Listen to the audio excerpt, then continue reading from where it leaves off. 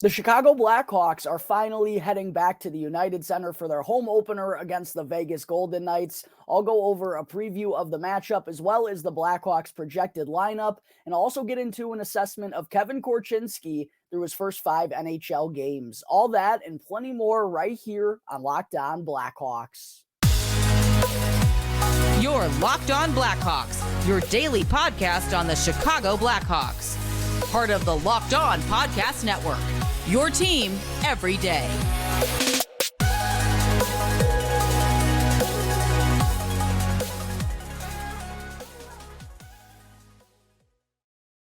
What's up, everyone? Welcome on into another episode of Locked On Blackhawks, part of the Locked On Podcast Network, your team every day. As always, thank you all for making the show your very first listen. Here to start off your day, I'm your host, Jack Bushman. Can go and give me a follow at Jack Bushman2, or you can go check out my Strictly Blackhawks account at Talkin' Hockey for all the latest Blackhawks news and updates. And as always, please make sure to go and show some support if you haven't done so already. Go and smash that like button. Comment down below as to which player other than Connor Bedard you're looking forward to most seeing in person this season at the United Center. And of course, go and subscribe to Locked On Blackhawks on YouTube. You can also go and turn on those push notifications so that way you get notified when the episode gets uploaded each and every day. And today's episode of Locked On Blackhawks is sponsored by FanDuel, the best place to bet on the NFL. Sign up today and visit FanDuel.com/lockedon to start earning bonus bets with America's #1 sportsbook. All right, good morning, everyone. As always, thank you all for joining me on another episode of Locked On Blackhawks, your one-stop shop for all things Chicago Blackhawks. I hope everyone's weekend is off to a good start here thus far. I'm actually recording this pretty early here on Saturday morning. It is currently 6:25 a.m. here in the Chicagoland area, and I'm actually set to be heading to enemy territory here in just a little bit, as I'm going to be making a trek down to St. Louis, of all places, for the weekend for my sister's birthday. But before I do that, I did want to be sure to get a little bit of a preview out of tonight's matchup, as after their juggernaut of a 5-game road trip to kick off the regular season, the Chicago Blackhawks are finally back in Chicago and are back at the United Center here this evening to take on the defending Stanley Cup champion Vegas Golden Knights. Even though they are back in Chicago, things are not going to get any easier for this team, as they have the defending Stanley Cup champs here tonight. And then their next game at home, their next game of action is going to come against the Boston Bruins. So a reoccurring theme here for the Blackhawks early on is, they're going to be going up against some of the best teams in the entire NHL. But I am definitely excited to see the Blackhawks fans with full attendance at the United Center here tonight, to see Connor Bedard play in his first official game, of course, on home ice. We have seen him at the UC in the preseason, but this is the one that is actually going to count. And it's going to be nice to see our fans actually be on the side of the home opener. And I know the Blackhawks have gone through the ringer of home openers here. I'm sure they will be able to enjoy a nice night at the UC with the fans rooting for them. But a tough matchup once again here tonight against the Golden Knights, who have not shown any signs of having a Stanley Cup hangover whatsoever. They're off to a 5-0-0 start here. They've already defeated the San Jose Sharks, the Seattle Kraken, the Anaheim Ducks, the Dallas Stars, and the Winnipeg Jets. And in those 5 games, they've held their opponent to just 8 goals. Kind of sounds something similar to what I was saying before the Blackhawks matchup with the Colorado Avalanche on Thursday night. They had held their opponents to only 4 goals through their opening 3 games of the season. And in 3 of the first 5 games for Vegas this year, they've held their opponent to only 1 goal. So they're going to be coming out trying to play spoiler in the Blackhawks home opener tonight against the UC. And the Hawks better be ready from the get-go, better be right on their toes, or else it could get out of hand, like we saw on Thursday against the Colorado Avalanche. And for whatever reason, the Blackhawks have just struggled to take on the Vegas Golden Knights ever since they joined the league. I don't know exactly how many wins the Blackhawks have against them since they've become a franchise, but I'm pretty sure it's only 1 or 2. It seems like Vegas is always getting the better of them. And this is a team that's returning a pretty solid group of its core and its main wave of players that they had last season. A lot of those guys are returning for Vegas once again this year. So very deep team. They do not have any flaws, and they've come out with a purpose, trying to defend their title this year, clearly by their undefeated 5-0-0 start. As far as what we could see out of the Blackhawks lineup for this home opener here tonight, they did wind up rolling with the same lineup on Thursday in Colorado that they went with on Monday in Toronto, but we obviously know how well that wound up working for them. So I wouldn't be too surprised to see head coach Luke Richardson make a couple changes here for this matchup against Vegas.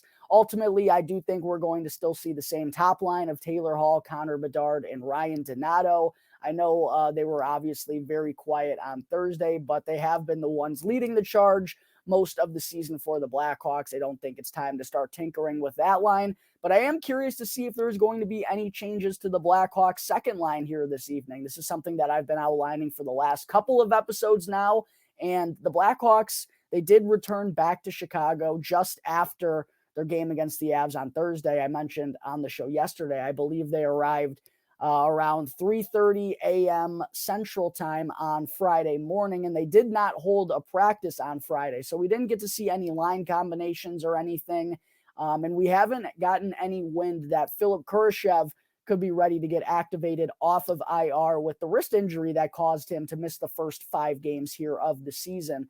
We haven't gotten wind that he's going to return, but it felt like, at least at the time, that it wasn't going to be too long-term of an injury, and maybe they just wanted to keep him keep him back in Chicago for the entire road trip to make sure that he's rested up and 100% ready to go when they get back. So maybe Philip Kurashev is ready to go tonight. We haven't gotten any word on that, but I do think that's something to keep an eye out for. I don't think it would be the craziest thing if during pregame warmups or whenever Luke Richardson speaks with the media following that, I wouldn't be surprised if we see Kurashev on the ice here at Fifth Third Arena this morning. Definitely something to keep an eye out for. But if he's not in the lineup, I do wonder if Andreas Athanasiou gets a look on that second line eventually, because he's been one of the better players in the bottom 6 for the Blackhawks here in the early going. We know he and Lukas Reichel had some good chemistry together last season. That's personally why I'm a little bit surprised that Athanasiou hasn't gotten a look on that second line yet. We've seen Tyler Johnson, Lukas Reichel, and Taylor Radish pretty much stick together there. So we'll see if any changes occur there, and we'll also see if Philip Kurashev gets back into the lineup, but that's one thing to keep an eye out for. The vet line, no need to change anything there. They've been pretty great. They were the Blackhawks' best line by far, even though that isn't saying much against the Avalanche. Nick Foligno, Jason Dickinson, Corey Perry, fully expect that to stay intact. It's, theoretically the fourth line for the Blackhawks, but they've just been getting the amount of minutes that a second or a third line even tends to get.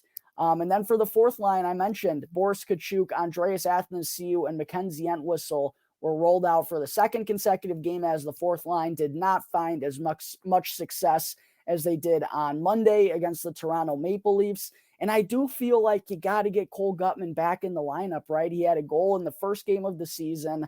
I know it's been a struggle for the Blackhawks down the middle thus far, but I feel like you don't want to be scratching that kid for 3 consecutive games. That's just my personal opinion. So if I had to guess, I think Cole Guttman will be centering the fourth line for the Blackhawks tonight. I think you got to keep Andreas Athanasiou undoubtedly in the lineup. If he's not getting bumped up to the second line, I figure he'll be moved over to the right wing. And then if it does come down to Mackenzie Entwistle or Boris Katchouk, like I kind of thought it was on Thursday, I'm going with Entwistle. So if I had to guess, I think we could see an Entwistle, Guttman, Athanasiou fourth line for the Blackhawks here tonight in their season opener. As far as the defense, don't see any changes happening inside the top 4. Alex Vlasic, Seth Jones, Kevin Korchinski, Connor Murphy, those 4 have been stapled together in those set pairings here in the early going. The question is whether or not it's going to be Nikita Zaitsev for the 3rd consecutive game, or if Jared Tenorti is going to get back in the lineup. And kind of a side note of that is whether or not you want to keep Wyatt Kaiser on his strong side, which they've done the last 2 games, putting Nikita Zaitsev as the righty in the lineup, or do you risk putting Kaiser back on his offside, where he kind of struggled in his first 3 games, and you put Jared Tenorti on the left side? Personally, I think Kaiser's played better on the left side, and that probably means you just got to keep Nikita Zaitsev in there. But I wouldn't be surprised if Jared Tenorti gets a look one way or the other. But the 5 are solidified there. It just comes down to whether Luke Richardson is going to roll with Nikita Zaitsev or Jared Tenorti tonight. And then in net for the Blackhawks with Peter Mrazek going on Thursday and facing a very heavy workload, Arvid Soderblom looks like he's going to probably get the start in this home opener for the Chicago Blackhawks, which I think is kind of cool, kind of a little bit of a flash of what we could see in the future. Obviously, there are a lot of goaltender prospects that the Blackhawks have accumulated these last few years, but we do know they're very high on Arvid Soderblom, and for good reason. He's shown us a lot of good stuff, not only in Rockford these last 2 years, but in his first 2 NHL games this season, and was pretty steady all throughout the preseason as well. So hopefully he can pick up where he left off in his last game out when he was tremendous as well here in this home opener and give the fans at the UC a lot to cheer about. And he'll have to be very good for the Blackhawks if they want to come away with 2 points here tonight against an undefeated Vegas Golden Knights bunch. All right, folks, coming up in just a moment here, I will get into some of my other keys to victory for the Chicago Blackhawks, as well as the projected lineup that the Knights could roll with as they head into the UC. But first, I need to talk to you all about FanDuel. Football season is underway, and FanDuel is giving you the chance to win all season long because right now, when you bet on a Super Bowl winner, you can get bonus bets every single time that they win in the regular season. All you have to do is pick a team to win the Super Bowl, and you'll get a bunch of bonus bets for every single regular season victory. And you can use these bonus bets to bet on everything from the spread to player props, the over-under, and much, much more. And now that Justin Fields is out, I can't bet on his rushing yards anymore. I don't know what I'm going to do with myself. Is it Tyson Bagent time? Do I start taking Tyson Bagents over? Might be my go-to move, but if I am going to be betting on the Chicago Bears, I'm most certainly going to be doing it on FanDuel. It's an app that's safe, secure, and super easy to use. Plus, I love how they pay me out instantly when I win. There's no better place to bet on the NFL than FanDuel. So sign up today and visit FanDuel.com/lockedon to start earning bonus bets with America's #1 sportsbook. Again, that's FanDuel.com/lockedon. Segment 2, I also did want to get into the projected lineup for the Vegas Golden Knights based off of what they've rolled with here in the early going this season and also what they rolled with in their last game out on Thursday against the Winnipeg Jets. And like I mentioned earlier, they did have a couple of players depart, but there is still a pretty decent chunk of this core still with the Vegas Golden Knights for the season. In particular, the top line of Ivan Barbashev, Jack Eichel, and Jonathan Marchessault that was so dynamic for Vegas throughout the Stanley Cup playoffs. And Ivan Barbashev has really emerged as a different type of player and really brought a special skill set and really helped take that top line to the next level. And got to give him a lot of credit for the success that Vegas found in the postseason. They've kept that top line together here in the early parts of this year. So looks like they'll probably serve as the top line against the Hawks tonight. Paul Cotter, Chandler Stevenson, another huge acquisition of theirs in these last couple of years, and Mark Stone have been the second line for Vegas so far. Brett Howden, William Karlsson, one of the original Vegas Golden Knights, along with Jonathan Marchessault and Michael Amadio, were the third line for Vegas in their last game against Winnipeg. And then William Carrier, Nicholas Watt, and Keegan Colas are known to be one of the best fourth lines in all of hockey. I know Nicholas Watt bounced up and down between the third and the fourth line, but Carrier and Colasar have been there the last couple of years. And it seems like, I mentioned earlier, Vegas has really gotten the best of the Blackhawks since they've entered the NHL. The bottom 6 for Vegas has really done a lot of that good work too. Carrier is someone who's kind of killed the Blackhawks. I'm trying to think of other players that have kind of gone through. Pierre-Edouard Bellemare used to get the best of the Blackhawks.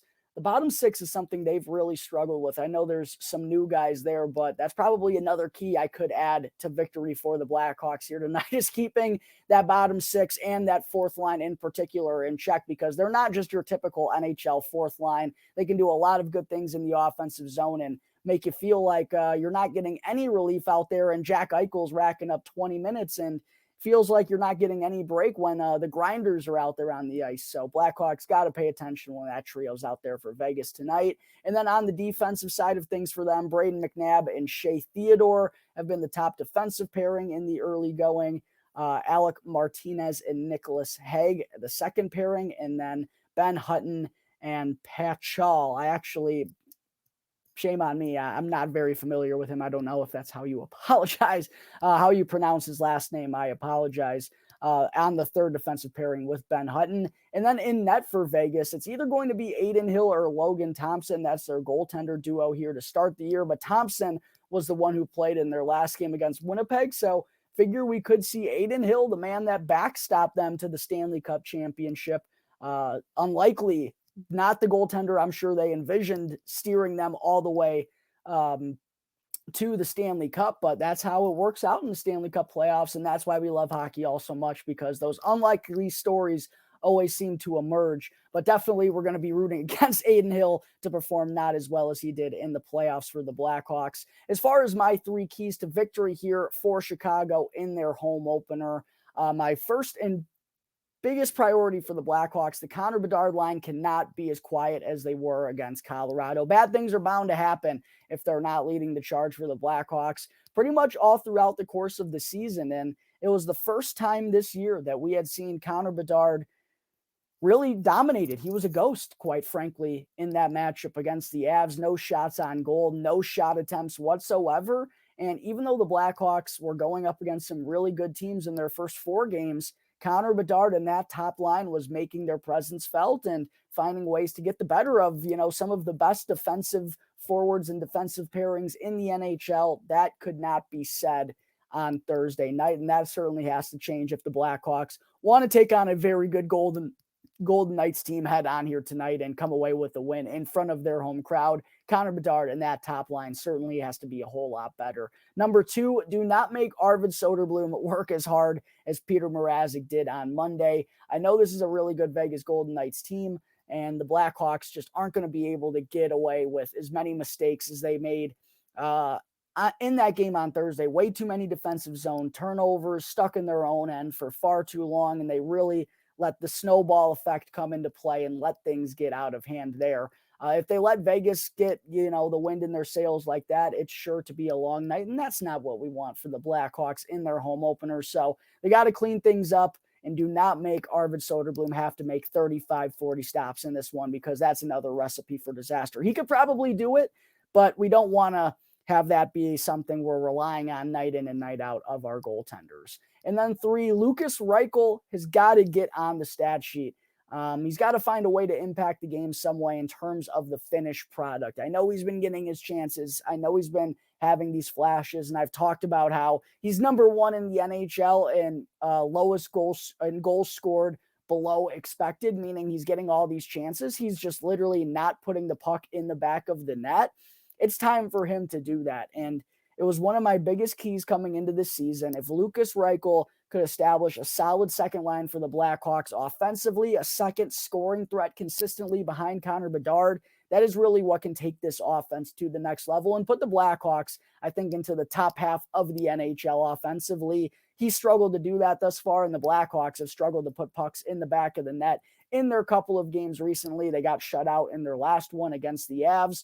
So it's time for Lukas Reichel to put one in the back of the net. That second line needs to produce something for the Blackhawks tonight if he finds a way to get on the stat sheet. I certainly think that's going to help the Blackhawks' chances of coming away with a win. All right, folks, there are my keys to victory for the Blackhawks in their home opener this evening. Coming up in just a minute. Don't go anywhere, because I'm going to go over Kevin Korchinski's first 5 games and evaluate what the front office could be thinking about his future.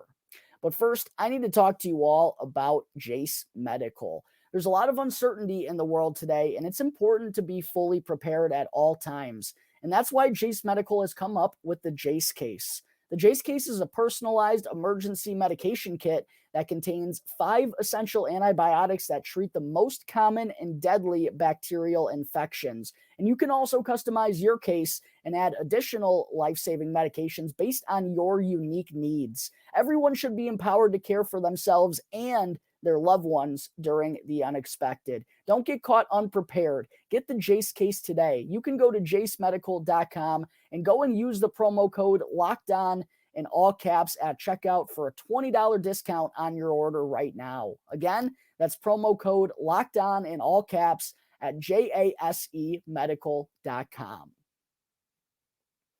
All right, back here on the Locked On Blackhawks podcast, part of the Locked On Podcast Network, your team every day. Again, please make sure to go and smash that like button, comment down below, and hit that subscribe button if you haven't done so already. Turn on those push notifications to get all of the latest notifications. And also, go and subscribe. Go and follow Locked On Blackhawks on Instagram if you can, please, because I've really been posting a lot of cool Blackhawks related clips and Connor Bedard videos, Kevin Korchinski videos. Oliver Moore scored a beauty for his first goal with the Minnesota Golden Gophers last night. I posted that on the Locked On Blackhawks Instagram account. Just a lot of cool clips of prospects, Blackhawks stuff, and also clips right here from the show. Go and check it out. Follow Locked On Blackhawks on Instagram.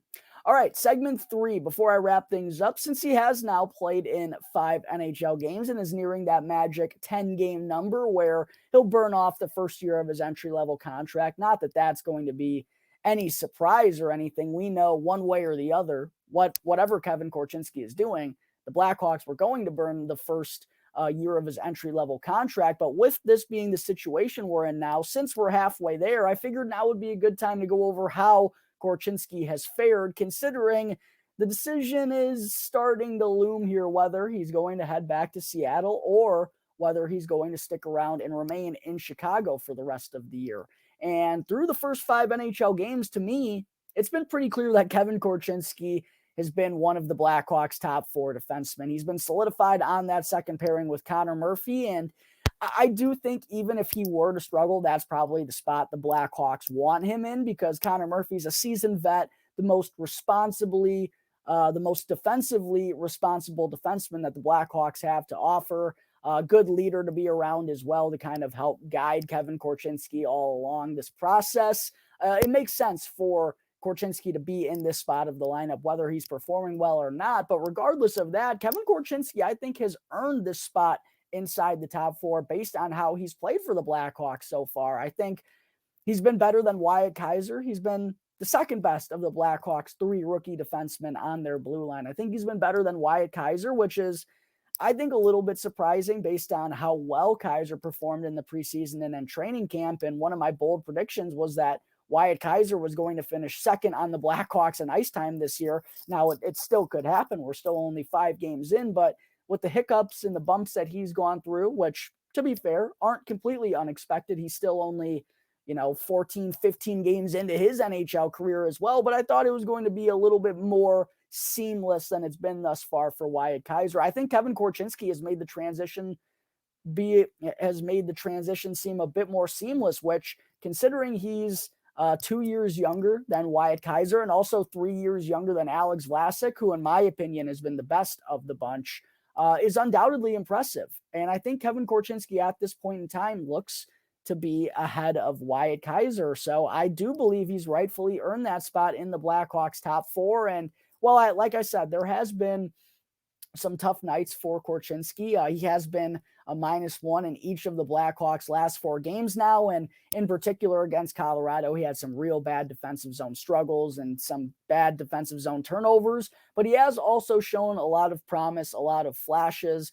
I've thought he's done a good job of using his skill set to both his and his team's advantage. And again, I've kind of said this a lot, but just has a skill set that is so unique on the back end for the Blackhawks. That speed really allows him to be such a rover out there and allows him to press the action offensively when the Blackhawks are heading that way. And he also has done a pretty good job at falling back and not getting caught up the ice in transition when the opponent's going back the other way as well. So I've thought, and also he's shown some flashes on the power play too.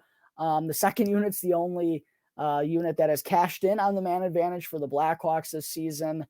Shown some good things in the offensive zone, mostly is where he kind of separates himself from the rest of the Blackhawks defensemen. And I thought he's handled his own out there for being a 19-year-old in a men's league through his first 5 NHL games, and has shown a lot of reasons to believe he's going to be a special player and that there clearly is a lot of upside when, again, you remember this kid's only 19 years old. Looking at the numbers for Korchinski through his first 5 games, he's tallied 1 assist. That was a secondary assist for the Blackhawks against the Maple Leafs. He's -4 on the season. As I said, been a -1 in each of their last 4 games now. Has 5 shots on goal, 13 total shot attempts, is averaging 19 minutes and 22 seconds of time on ice, which is 3rd among all Blackhawks defensemen, trailing only Seth Jones and Alex Vlasic. He's actually averaging nearly 2 minutes more per game than Connor Murphy has this season, which I've thought has been a little bit interesting. He's also chipped in for 12 block shots. He did play 20-plus minutes, by the way, against both Boston and Montreal. Did come back down to under 17 minutes against Toronto and then was back up to 18 and a half in the last game against the Colorado Avalanche. But I think that 18 to 20-minute marker, I think that's a pretty good number for Kevin Korchinski to be at right now. And again, having that time on ice over Connor Murphy, I don't think that's something that's just been handed to him because he was a high pick of the Blackhawks and Kyle Davidson wants to see what he has to offer. No, I think Kevin Korchinski realistically has been the 3rd or the 4th best defenseman for the Blackhawks this season. And because of that, where I'm trying to get to, Blackhawks fans, is I ultimately think he's here to stay. And I do believe it's a game-by-game basis. And I know it's easy to get ahead of ourselves, but in these next 5 games are going to mean a lot for Kevin Korchinski as well. But I think when you take a look at the Blackhawks defensive core that they have right now as a whole, I think Kevin Korchinski makes them better. I think keeping them here is going to help this Blackhawks D-core. And I kind of talked about how he's been better than Wyatt Kaiser. There's also been struggles with Nikita Zaitsev and Jared Tenorti here early on this season. And I've talked about this a lot of times, a lot as well. I don't think it would be the end of the world if Korchinski were to go back to junior, but I think there are just other problems on this Blackhawks blue line that have to be solved first. And Wyatt Kaiser is kind of one of them to me. I do wonder if Kyle Davidson and this Blackhawks front office want to go with the path that they've gone with their young defensemen these last couple of seasons since he's taken over. And that's letting Wyatt Kaiser go and marinate down in Rockford, exactly what they did with Alex Vlasic last year, which is quite honestly worked out wonderfully. Alex Vlasic has been dynamite here in the early going, which has been just awesome to see because I'm a huge Alex Vlasic guy and have been ever since they drafted him in the 2nd round of the 2019 NHL draft.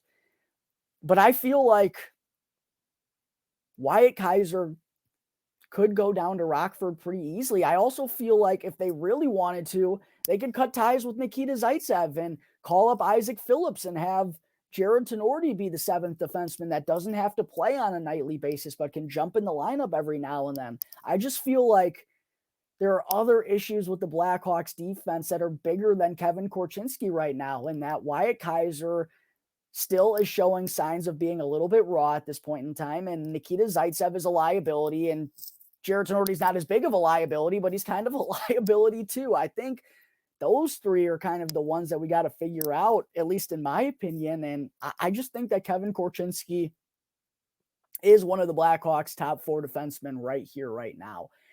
And it would just kind of stink for Isaac Phillips, who I also think is an NHL defenseman, if keeping Kevin Korchinski here costs Isaac Phillips an opportunity. I think that means you have to get rid of one of Nikita Zaitsev or Jared Tenorti, because the name of the game this year is figuring out what you have with the youngsters. And we know what Nikita Zaitsev is. We already got 2 pretty good picks for him.